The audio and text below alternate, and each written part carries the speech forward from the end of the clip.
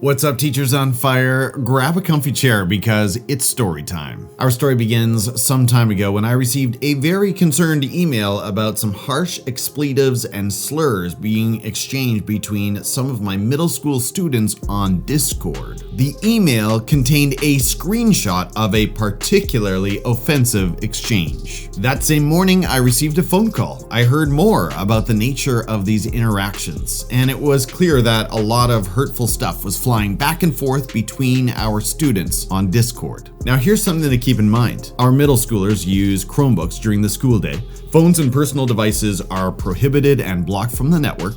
And speaking of blocked from the network, gaming and social media sites also cannot be accessed by students on Chromebooks. So it's fair to say that our students are not accessing Discord while at school during the school day. They're not accessing it on school-provided Chromebooks, and they're not accessing it on personal phones or other devices that are logged onto our school's Wi-Fi network. Yet this is the third consecutive year that student misbehavior on Discord has made its way to my desk. So what is Discord anyway? I find this part kind of funny. The word discord actually means disagreement or fighting. Older versions of the Bible warn about people who sow discord like seeds. Their gossip, slander, and insults can take root and grow into serious strife and division between friends. Now, I have a Discord account, technically. I don't use it often, but it does exist. I actually think it's a good platform with a nice interface despite the shaky choice of name. The reality is I'm simply not a gamer, and I don't have many friends who use it, so I'm hardly ever there. Now, if you work in a middle or high school in North America, you've probably heard of Discord, even if you don't use it. Created in 2015, the app originally gained popularity primarily in the gaming community as a slick way for gamers to chat and text during games. Today, Discord's membership continues to grow beyond the gaming community as it goes up against messaging giants like MS Teams and Slack. I frequently hear YouTubers, podcasters, and business leaders like Gary Vaynerchuk inviting followers to join them on their Discord servers. Like I said, I'm not a gamer and I don't use Discord often, but Discord is a big deal, especially for our students. Now, let's be clear, it's not the role of schools or educators to referee what is going on between students in online spaces during evenings and weekends. To try to do so would be an infinite task, a fruitless mission, and a terrible use of the precious time we've been entrusted with. Parents, that stuff is on you, and on me too. I'm a parent of two teenagers who happen to use Discord. Digital literacy at home is a massive topic and probably worthy of its own video.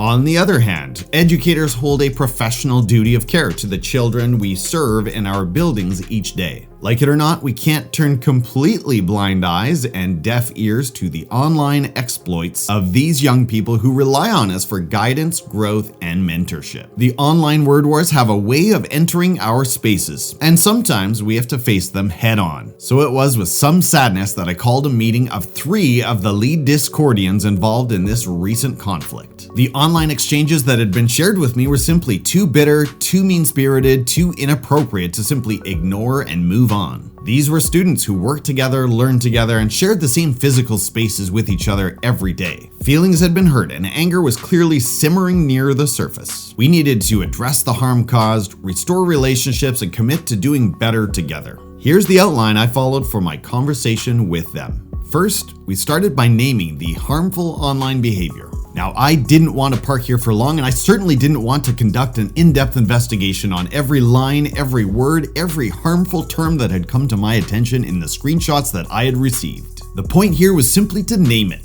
for each student to identify what they had done wrong and how they had crossed some lines. Thankfully, they each did so willingly. Number 2, I wanted to remind students that our online misbehavior has a way of sticking around. I showed students a story of a recent would-be politician who was haunted by screenshots of his own social media misbehavior. The candidate's hateful tweets from 11 years prior had been discovered, and they were being circulated by his political rivals. His campaign was toast as a result. Now, some 25 years into the internet, there are countless examples like this. Comments made online have a way of sticking around indefinitely. It's a good reminder to all of us, educators included. Be kind to future you when you conduct yourself online today. Number 3, just as corporate logos bring certain values to mind, we each have a personal brand. I showed these students some major corporate logos and asked them what kinds of values came to their minds. What do you think of when you see the Apple logo, or the Nike logo, or the McDonald's logo? When we looked at the McDonald's logo, we talked about the values that come to mind. We all agreed on salty, greasy, tasty, and fast, but we agreed that customer service was not one of the values that comes to mind when we see the golden arches. The takeaway here is that our personal brand over time will have certain values attached to it. What do we want those values to be?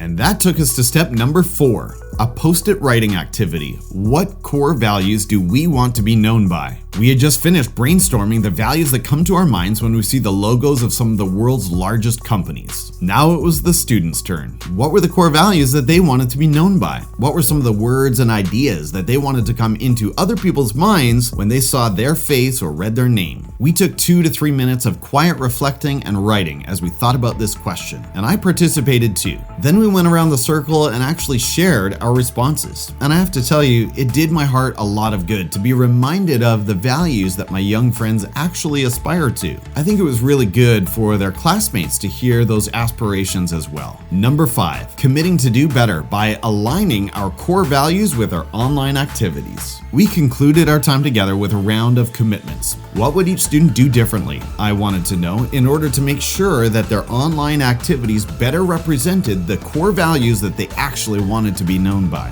What would that look like here at school, and what would it look like in online spaces? Again, students participated willingly, and I'm sure some of that was performative. That's kind of inevitable in conversations like this. But I still think it's really important to actually say out loud what we intend to do differently, and to do so in front of others that we've wronged.